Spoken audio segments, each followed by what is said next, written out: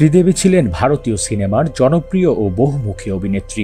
1990-এর দশকে শিশু শিল্পী হিসেবে অভিনয় শুরু করেন তিনি। দ্রুত বলিউডের শীর্ষ নায়িকাদের একজন হয়ে ওঠেন।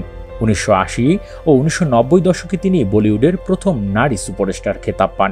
তার উল্লেখযোগ্য চলচ্চিত্রের মধ্যে রয়েছে চাঁদনি, মিস্টার ইন্ডিয়া, নাগিনী ও ইংলিশ ভিংলিশ। সৌন্দর্য, নৃত্য ও অভিনয় দক্ষতার জন্য তিনি ভক্তদের কাছে অমর হয়ে আছেন। 2018 সালে দুবাইয়ে হৃদরোগে আক্রান্ত হয়ে তিনি মারা যান। একবার শ্রীদেবী কলকাতায় এসে নিজের কথার দোষেই পড়ে গিয়েছিলেন মহাভাবরে। এক বক্তব্যে শ্রীদেবী বলেছিলেন, কলকাতায় বিশ্বমানের ছবি হয়। ভারতবর্ষের অনন্য স্টেটগুলোর মধ্যে ওয়েস্ট বেঙ্গলের ছবিগুলো দক্ষ হতে পরিচালনা করে। তবে অপ্রীতিকর মুহূর্তটা ঘনিয়ে এলো যখন তিনি বলতে গেলেন, বাংলা ছবির স্বর্ণযুগ ভারতীয় চলচ্চিত্র শিল্পীকে এক উচ্চতায় পৌঁছে দিয়েছে।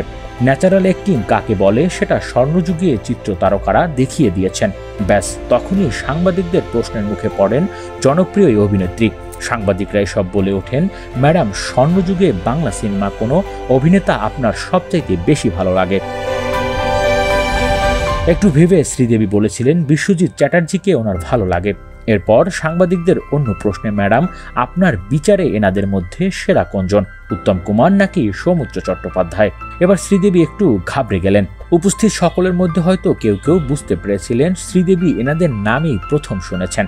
সে সময় তিনি কোনোভাবে এই ঘটনাটা এড়িয়ে গেলেও শ্রীদেবীর মনটা কিন্তু খসখস করছিল।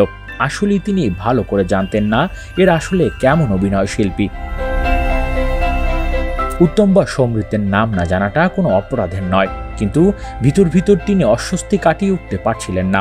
শ্রীদেবী এও মনে হয়েছিল, উত্তম বা সৌমিত্র যদি খুব উঁচু দরের অভিনেতা হয়ে থাকেন তবে এদের বিষয়ে না জানাটা খুবই অন্যায় হবে।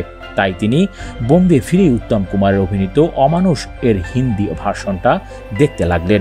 যদিও তিনি বহু আগেই এনটিআরের এদুরেথা সিনেমাটি দেখেছিলেন, সেটা ছিল অমানুষের রিমেক এবং তেলেগু ভাষায় মুক্তি পেয়েছিল। আর এত বছর পর সেটারই অরিজিনাল ভার্সন অমানুষ দেখতে বসলেন। এবং শোনা যায় এতটাই নাকি শ্রীদেবী ওই ছবিটা ভালো লেগে গিয়েছিল, তিনি নাকি টানা 10 দিন একবার করে হলেও এই ছবিটা দেখেছিলেন।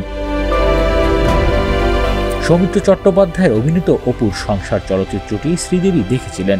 ইংরেজি সাবটাইটেল থাকার কারণে ছবিটি তাকে বিশেষভাবে মুগ্ধ করেছিলেন। সত্যজিৎ রায়ের পরিচালনায় সহজাত সৌন্দর্য এবং একই সঙ্গে সূক্ষ্ম ডিটেলিং শ্রীদেবীর মন কেড়ে নিয়েছিলেন। গল্পটি কত সরলভাবে ফুটিয়ে তোলা হয়েছে সেটি তার কাছে ছিল বিস্ময়কর অভিজ্ঞতা। হয়তো মনে মনে শ্রীদেবী কৃতজ্ঞতাও প্রকাশ করেছিলেন সেই কলকাতার সাংবাদিকদের প্রতি, যিনি সাহস করে তাকে এমন প্রশ্ন করেছিলেন এবং যার সূত্রে তিনি এই অমূল্য অভিজ্ঞতার কথা প্রকাশ করেছিলেন।